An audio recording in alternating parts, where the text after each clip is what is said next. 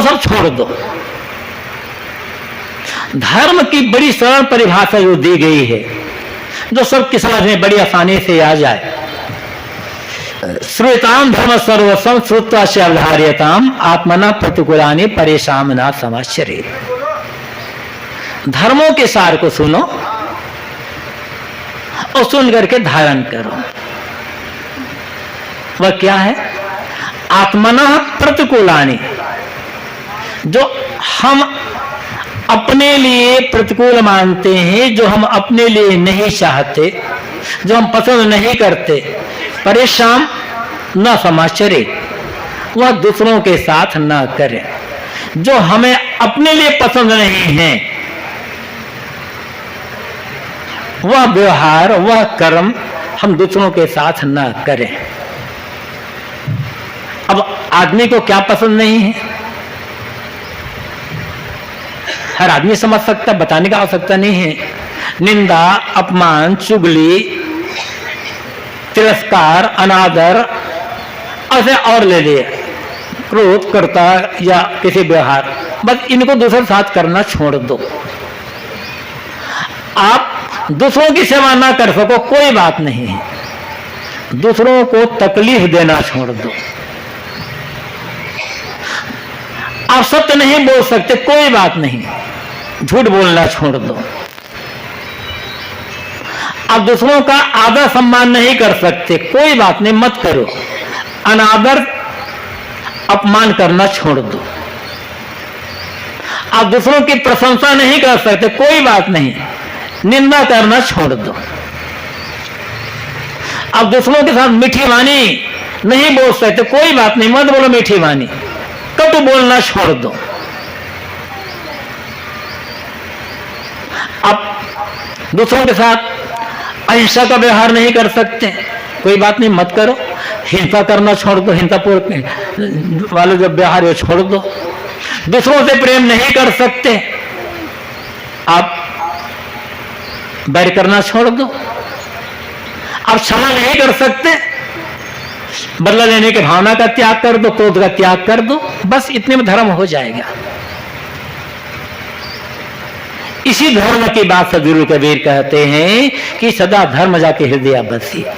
धर्म नियम, धर्म सदाचार, धर्म नैतिकता। सोचे मेरे जीवन का नियम क्या कहता है, मेरे मन का नियम क्या कहता है, मेरी जो वाणी का नियम क्या कहता है, मेरे व्यवहार का नियम क्या कहता है। इसको हम समझ सकते हैं ना। धर्म की परिभाषा दी गई, जो धारण करे, धारणात धर्म कहा गया। विद्वान लोग मानते हैं कि धृ धातु से धर्म शब्द बना है, जिसका अर्थ होता है धारण करना। जो धारण करे वो धर्म। किसको धारण करे? प्रकृति धारण करे कहें या मानव समाज को धारण करें? प्रकृति को धारण करते हैं प्रकृति के नियम, मानव समाज को धारण करता है मानवता के नियम। और इसी को ऋग्वेद में रीत कहा गया है।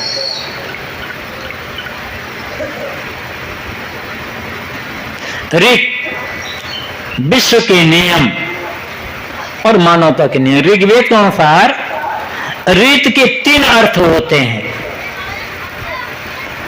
एक अर्थ है याज्ञिक कर्मकांड का नियम, यज्ञ के जो नियम है, ये संकुचित अर्थ है। दूसरा अर्थ है प्रकृति के नियम, क्योंकि पूरी प्रकृति में एक नियम है, कारण कार्य की व्यवस्था है। बिना कोई कारण होने पर ही कोई कार्य होगा, बिना कारण के कार्य नहीं हो सकता। तो जो कारण कार्य की जो व्यवस्था है, तत्वों के जो गुणधर्म है, जो एक नियम है, वो रीत है, वो भी धर्म है। और तीसरा अर्थ है मानवता के नियम, सदाचार के नियम। जो मेरे लिए सुखद होगा दूसरे के लिए भी सुखद होगा। जिस आचरण से मेरा कल्याण होगा, उसी आचरण से दूसरों का भी कल्याण होगा। मान्यता चाहे जो हो, बिना आत्मज्ञान और बिना वैराग्य के कल्याण नहीं हो सकता है। न मेरा होगा न किसी का होगा। बस यही तो धर्म है। साहब कहते हैं सदा धर्म जाके हृदय बसी। ऐसा जो धर्म है जिसके हृदय में निवास करता रहता है, जो अपने मानवता के नियम को, प्रकृति के नियम को समझता है, अपने जीवन के नियम को, अपने मन के नियम को समझता है, अपने पेट के नियम को समझता है, जिसके हृदय में ये ऐसा धर्म निवास कर रहा है, राम कसौटी कसते ही रही। वह राम कसौटी में अपने आप को निरंतर कसता रहता है। ये राम कसौटी क्या है? सब जानते हैं कि सदगुरु कबीर बाहरी किसी राम को नहीं मानते। उनका राम घट घट में बसा हुआ, प्रत्येक घट में जो निवास कर रहा है उसी को साहेब राम कहते हैं। रमे निरंतर आत्मा सब घट आठों याम, यही से संतन धरा राम तासु का नाम। ये जो जीव है, चेतन, जिसे हम आत्मा भी कहते हैं, जब से जन्म लिए हैं तब से आज तक कभी ऐसा लगा कि जीव शरीर से निकलकर बाहर चला गया? खाते पीते उड़ते बैठते चलते फिरते काम धंधा करते सोते जागते हर समय ये जो जीव है, आत्मा है, निरंतर शरीर में निवास करता रहता है, रमन करता रहता है। इसलिए संतों ने इसका नाम राम रखा है। तो राम कसौटी का अर्थ क्या है? अंतरात्मा की कसौटी।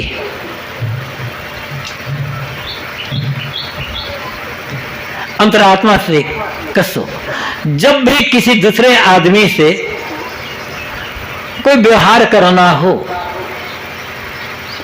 परिचित अपरिचित से,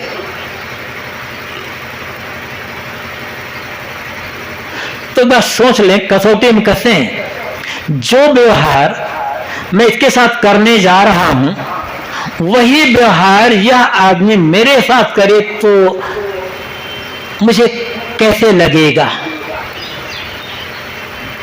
और यदि ये लगता है कि जो व्यवहार मैं इस आदमी के साथ करने जा रहा हूं वही व्यवहार यह आदमी या दूसरे लोग मेरे साथ करने लगे तो मुझे बड़ी प्रसन्नता होगी, तो बेधड़क आप वो व्यवहार करो, निश्चित वो व्यवहार बड़ा सुंदर होगा आपका। और यदि ये लगता है कि जो व्यवहार मैं इस आदमी के साथ करने जा रहा हूं वही व्यवहार ये आदमी पलट कर मेरे साथ करेगा या दूसरे लोग करेंगे तो मुझे अच्छा नहीं लगेगा, समझ लेना वो व्यवहार आपका गलत है, वो व्यवहार बंद कर दो। किसी आदमी से कोई बात कहना है, हम मनुष्य हैं, हमारे पास वाणी की शक्ति है और बिना बोले हमारा व्यवहार चलता नहीं है। एक ज्ञान विज्ञान का आदान प्रदान कैसे होता है? वाणी का आधार पर ही होता है। ज्ञान विज्ञान का विकास वाणी का आधार पर ही हुआ, कला कौशल विकास वाणी का आधार पर ही तो सब हुआ।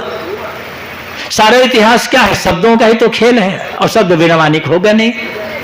तो किसी से जब भी कोई बोलना है, घर में या बाहर, ये सोच ले कि जो बात मैं बोलने जा रहा हूं वही बात दूसरे लोग मुझसे बोले हैं तो मैं क्या फील करूंगा। लगता है मुझे अच्छी फीलिंग होगी, बेधड़क बोलिए, और लगता है नहीं अच्छी फीलिंग नहीं होगी, गलत फीलिंग होगी, गलत मुझे लगेगा, तो बात गलत है, वो बात मत बोलो। ये है राम कसौटी। हर समय अपने को तौलते रहना। जो काम मैं करने जा रहा हूं वही काम मेरे घर के लोग, मेरी पत्नी, मेरे पिता, मेरे बेटे बहू या मेरे पड़ोसी, मेरे रिश्तेदार लोग, सब लोग वही काम करें तो मुझे कैसे लगेगा? गलत लगेगा, समझना काम गलत है। अच्छा लगेगा, समझना काम बढ़िया है, जिससे दूसरों को तकलीफ भी ना हो। तो राम कसौटी का मतलब है अंतरात्मा की कसौटी। ऐसा कोई व्यवहार, ऐसा कोई कर्म, ऐसा कोई आचरण और ऐसी कोई बात हम दूसरों के साथ न करें, न बोलें, जो लौट करके हमें मिले तो हमें पश्चाताप करना पड़े, दुखी होना पड़े। यही है आत्मना प्रतिकूलानि परिश्रामना समाश्चर्य। और यही है कबीर साहब की भाषा में राम कसौटी। तो जिसके हृदय में सदैव सत्य धर्म का निवास होता रहता है, शाश्वत धर्म का निवास होता रहता है, वह राम कसौटी में अपने आप को कसता रहता है। एक बात और, सनातन धर्म की बड़ी चर्चा होती है। हम सनातनी हैं, हम सनातन धर्म के मानने वाले हैं। सनातन कर से क्या होता है? कोई भी पूजा सनातन नहीं है, कोई भी पूजा। जितनी पूजा है सब किसी देश काल के आयाम में शुरू हुई है। जिन देवताओं की आप पूजा करते हो उनमें से बहुत सारे देवताओं का वेद शास्त्र में नाम भी नहीं है। पूजा करना तो दूर की बात है। और जो पूजा आप करते हो वो पूजा कहीं वेद शास्त्र में दिखाई नहीं पड़ती है। मैं ये नहीं कह रहा हूं, ये वेद शास्त्रों के विद्वान लोग कहते हैं। तो फिर कैसे आप सनातनी हो गए? अमुक प्रकार की पूजा करके, अमुक प्रकार झंडा रख करके, अमुक प्रकार का कपड़ा रख करके, अमुक ग्रंथ को मान करके। सनातन क्या है? सत्य सनातन है, दया क्षमा सनातन है, प्रेम सनातन है, ज्ञान विवेक विचार सनातन है, समता एकता सनातन है, क्षमागम संतोष सनातन है, सहनशीलता सनातन है, मीठी वाणी सनातन है। इसको मानो तो सनातन ही होंगे ना आप।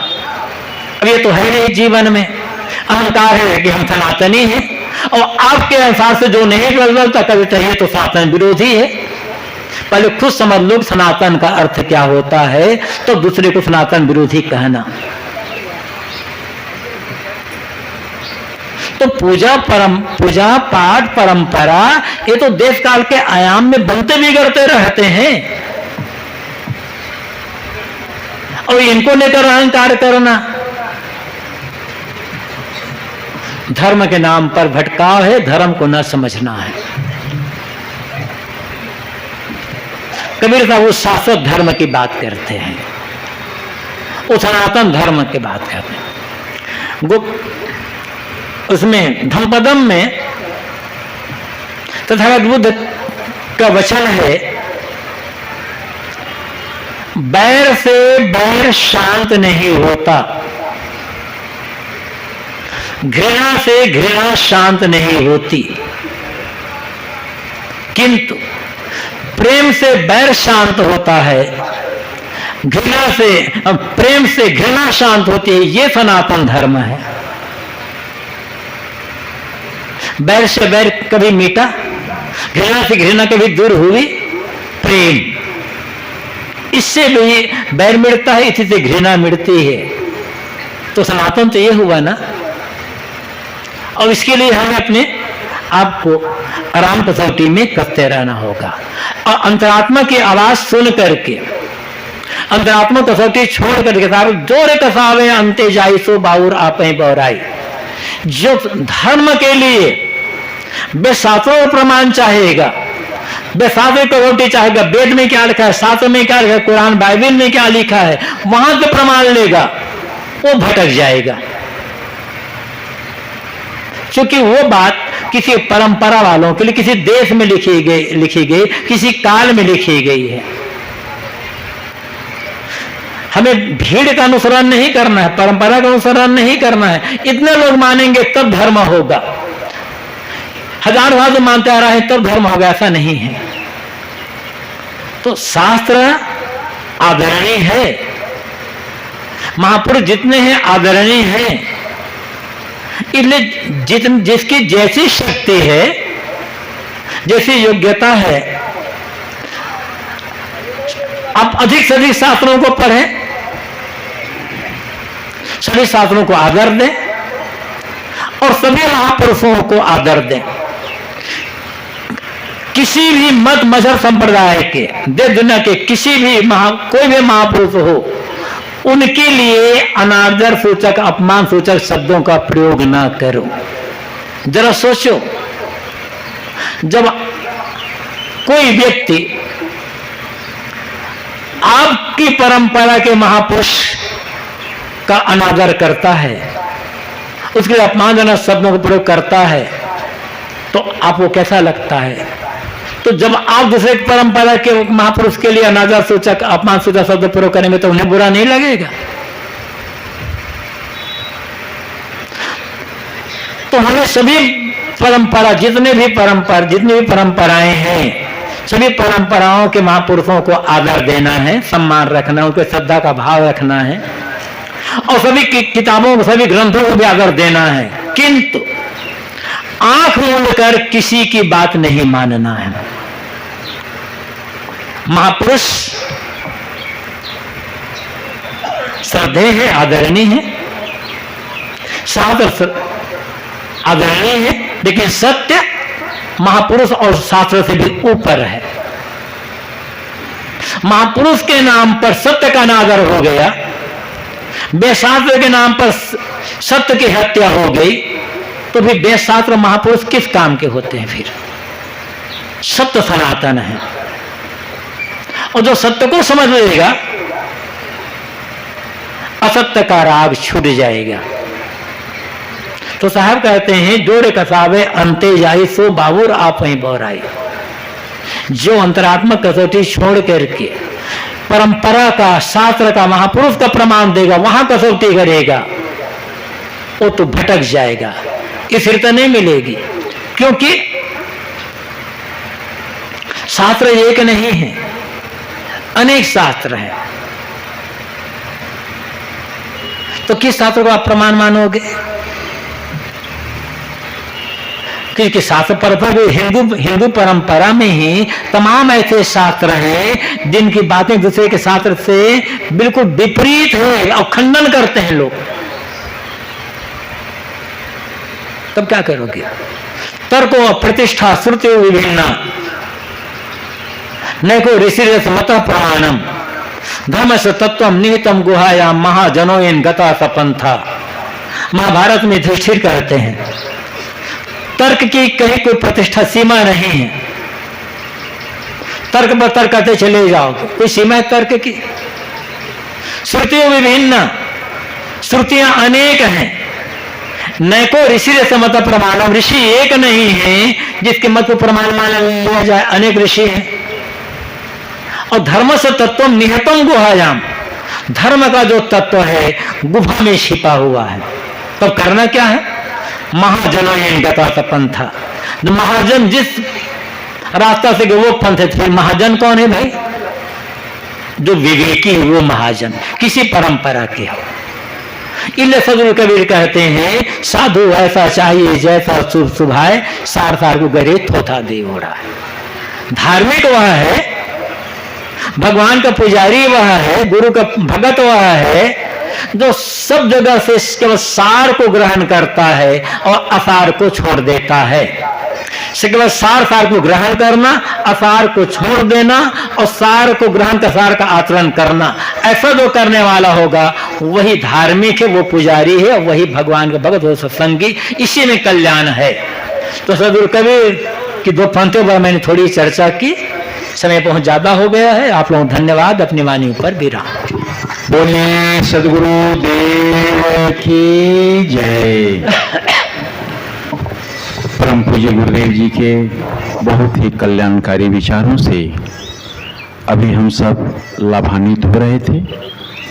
2 दिवसीय सत्संग कार्यक्रम का आज दूसरा दिन